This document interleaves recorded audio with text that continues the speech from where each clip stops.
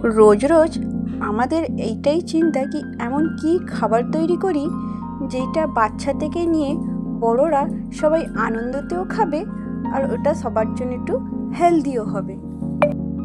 আজ আমি আপনাদের জন্য আটার একটা নতুন রেসিপি নিয়ে এসেছি যেটা আপনারা ব্রেকফাস্টেও খেতে পারেন আর রাত্রের ডিনারেও খেতে পারেন। নমস্কার বন্ধুরা, welcome to my channel Appy kitchen. আমি অপর্ণা, আমার চ্যানেলে আপনাদের স্বাগত জানাচ্ছি।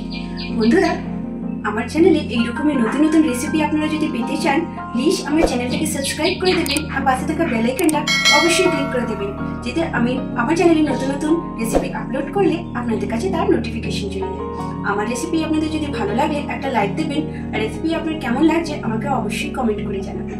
Thank you. তো চলুন, আজকে আমি আপনাদের সঙ্গে শেয়ার করছি এই আটার হেলদি রেসিপি। আমি একটা মেজারমেন্ট করার জন্য এখানে একটা কাপ নিয়েছি আর ওই কাপে 2 কাপ আটা নিয়েছি আর হাফ কাপ সুজি নিয়েছি আর নিয়ে নিয়েছি এখানে স্বাদ অনুযায়ী লবণ। প্রথমে আটা, সুজি আর লবণকে শুকনোতে মিশিয়ে নেব। এবারে এতে অল্প অল্প করে জল মিক্স করব। এখানে আমি একটা হুইস্কের সাহায্যে এটা মিক্স করে নিচ্ছি। আপনারা চাইলে কোনো হাতা বা চামচের সাহায্যে এটা ভালোভাবে মিক্স করতে পারবেন।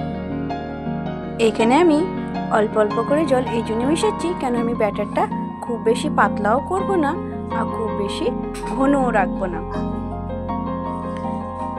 এখানে আমাদের প্রায় আটার ব্যাটারটা তৈরি হতে চলেছে। এখানে ব্যাটারটা আর একটু গাঢ় লাগছিল বলে আমি আর একটু এখানে জল অ্যাড করলাম। এখানে আমি ব্যাটারটাকে একটু পাতলাই রেখেছি কেন এতে সুজি মিক্স আছে আর সুজিটা একটু জল অ্যাবজর্ব করবে। এবার এই ব্যাটারটাকে আমি আধ ঘন্টার জন্য রেস্টে রেখে দিলাম।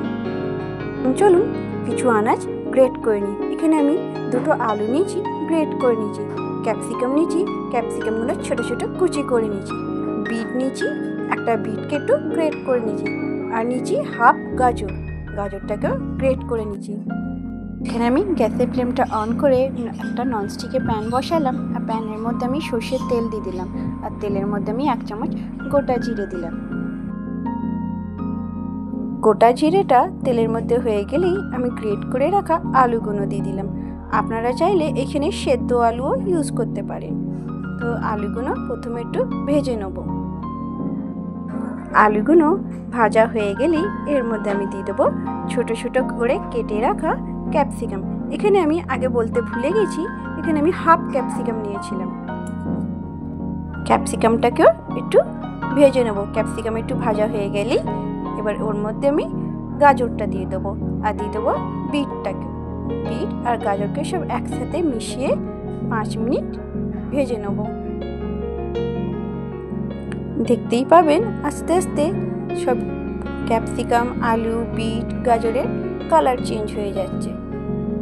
এবার আমি 1 ইঞ্চি আদা গ্রেট করে রেখেছিলাম, ওটাকেও দিয়ে দিলাম আর একটা কাঁচা লঙ্কাকে ছোট ছোট টুকরো করে দিয়েছিলাম, সেটাকেও মিক্স করে ভালোভাবে ভেজে নিচ্ছি। ঝালের পরিমাণটা আপনাদের অনুযায়ী কম বেশি করতে পারেন। এখানে আমি দিয়ে দিলাম 1 চামচ জিরে গুঁড়ো, 1 চামচ ধনে গুঁড়ো আর দিয়ে দিলাম স্বাদ অনুযায়ী লবণ। এবার এইগুলো সব দিয়ে ভালোভাবে মিক্স করে নেব। মিক্স করে আরও 5 মিনিট ভালোভাবে ভেজে নেব। ভাজা হয়ে গেলেই দেখতে পাবেন এদের কালার চেঞ্জ হয়ে গেছে। এবার এখানে আমি গ্যাসের ফ্লেমটাকে অফ করে দিলাম। আধ ঘন্টা পর দেখতেই পাচ্ছেন ব্যাটারটা খুলে দেখাচ্ছি কতটা ব্যাটারটা পাতলা হয়েছে। এবার আমি ভেজে রাখা সব আনাজগুলো এর মধ্যে ব্যাটারের মধ্যে মিক্স করে দেবো। ব্যাটারের সাথে এই ভেজিটেবলসগুলো ভালোভাবে মিক্স করব। বাচ্চাদের জন্য এই ব্রেকফাস্টটা খুবই ভালো লাগবে আর বাচ্চারা একবার খেলে এটাকে বারবার বানাতে বলবে। আম্মা, চিলাটা রেডি হয়েছে। মা, আমার খুব খিদে পেয়ে গেছে। এটা এত টেস্টি হয়, এটা তৈরি হওয়া অবধি আমার ছেলে আর অপেক্ষা করতে পারছে না। আবার ফিরে আসি, একটা প্যান বসিয়ে দিলাম। এখানে আমি ননস্টিকের প্যান নিয়েছি আর প্যানের মধ্যে অল্প করে তেল ব্রাশ করে দিলাম আর আটার আর আনাজের যে ব্যাটারটা করেছিলাম ওটা পুরো প্যানের মধ্যে আমি ছড়িয়ে দিলাম। এইটাকে আপনারা আটার চিলাও বলতে পারেন। চিলাটা দেখতেই পাচ্ছেন একদিক হয়ে চলেছে, এটা দ্বিতীয় দিক উল্টাবার জন্য আপনারা কি করে বুঝবেন? দেখতেই পাচ্ছেন ওপরটা একটু একটু শুকনো হয়ে গেছে, তাই অল্প করে আর একটু উপরে ব্রাশ করে দিলাম। এবার চিলাটাকে উল্টে দেবো। চিলাটা উল্টে দিয়ে এইভাবে 3 থেকে 4 মিনিট প্যানের মধ্যে রেখে দেবো। চিলাটা আমাদের প্রায় দুদিকই হয়ে গেছে, আর একটু চিলাটা ভালোভাবে শিখে নেব।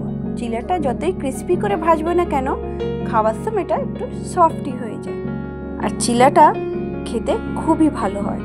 এটা এই ব্রেকফাস্ট বলুন বা ডিনারে আপনারা যখনই তৈরি করবেন, বাচ্চা থেকে নিয়ে বাড়ি বড় অবধিও এইটা একটার জায়গায় 4টে না খেয়ে থাকতে পারবে না। এখানে আমাদের একটা চিলা রেডি হয়ে গেছে, এইভাবেই বাকি চিলাগুলো রেডি করে নেব। এটা আপনারা টমেটো সস দিয়েও খেতে পারেন, বা অন্য চাটনিতেও খেতে পারেন, বা এমনি শুধুও খেতে পারেন। আপনাদের সঙ্গে এবার দেখা হবে আমার নেক্সট রেসিপি ভিডিওতে। Thank you for watching my video.